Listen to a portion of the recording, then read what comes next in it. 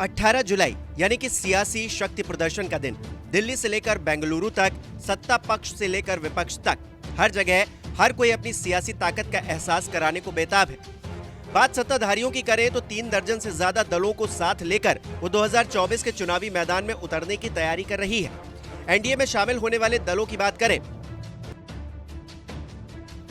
तो महाराष्ट्र से रामदास अठावले की पार्टी आरपीआई के साथ ही 1 साल पहले एनडीए में शामिल हुई एकनाथ शिंदे के नेतृत्व वाली शिवसेना और अजीत पवार की एनसीपी को भी दिल्ली में होने वाली बैठक में बुलाया गया है।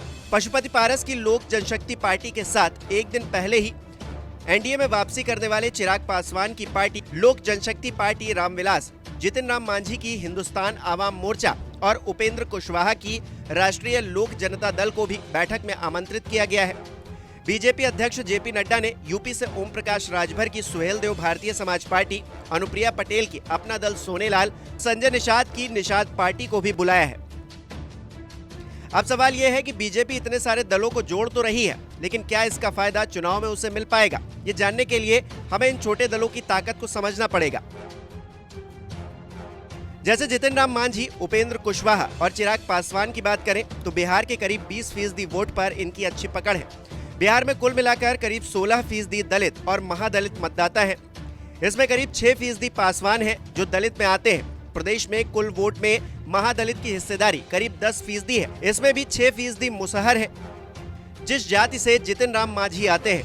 मुसहर को मांझी का कोर वोटर माना जाता है। वहीं उपेंद्र कुशवाहा कोयरी जाति से आते हैं जो करीब 8% है। कुशवाहा का 8, मांझी और पासवान का 6% वोट शेयर वाली जातियों में अच्छा प्रभाव है। बिहार की 1 दर्जन से ज्यादा सीटों पर दलित महादलित निर्णायक भूमिका निभाते हैं। इन दलों के सहारे बीजेपी की कोशिश लोकसभा चुनाव में नीतीश लालू की जोड़ी का चक्रव्यूह भेद कर 40 सीटों वाले राज्य में ज्यादा से ज्यादा सीटें जीतने पर है। अब चलते हैं देश के सबसे बड़े सूबे उत्तर प्रदेश में।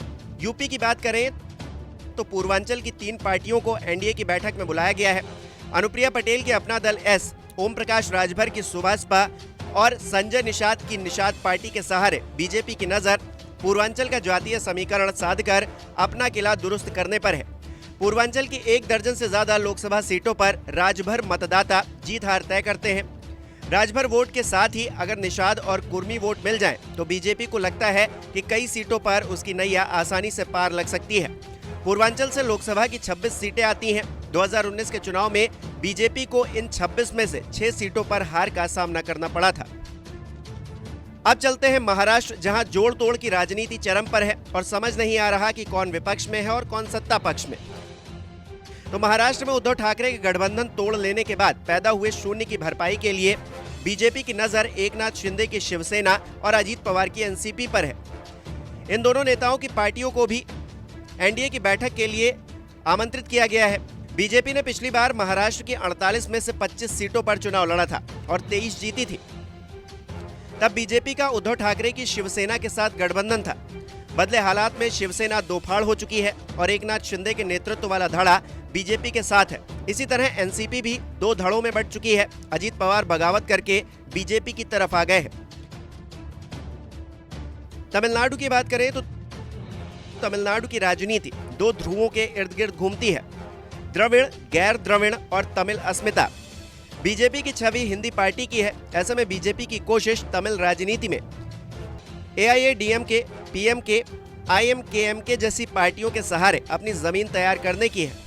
तमिलनाडु में बीजेपी के 4 विधायक हैं। पार्टी की रणनीति पवन कल्याण की जनसेना के सहारे आंध्र प्रदेश और तेलंगाना की राजनीति में पैठ बनाने की भी है। कुल मिलाकर कहा जाए तो बीजेपी 2014 और 2019 के लोकसभा चुनाव में छोटे दलों के साथ होने और न होने के फायदे और नुकसान परख चुकी है। कांटे के मुकाबले में फंसी सीटों पर इन दलों के 4 या 5% वोट भी बड़े काम के साबित हो सकते हैं। बड़ी बात यह भी है कि इन दलों के वोट ज्यादा और आसानी से गठबंधन साझेदार को ट्रांसफर हो जाते हैं। ऐसे में बीजेपी के लिए ये अच्छा मौका हो सकता है कि वो छोटे दलों के सहारे बड़ी तस्वीर बनाने की कोशिश करे। हालांकि बीजेपी इसमें कामयाब हो पाती है या नहीं, ये तो वक्त के साथ ही पता चल पाएगा।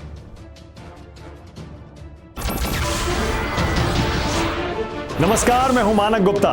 अगर आपको हमारा ये वीडियो पसंद आया हो तो इसे लाइक और शेयर जरूर करें और हाँ, हमें सब्सक्राइब और फॉलो करना ना भूलें। ताकि आप देश और दुनिया की कोई खबर मिस ना करें। तो जुड़े रहिए हमारे साथ और देखते रहिए News 24।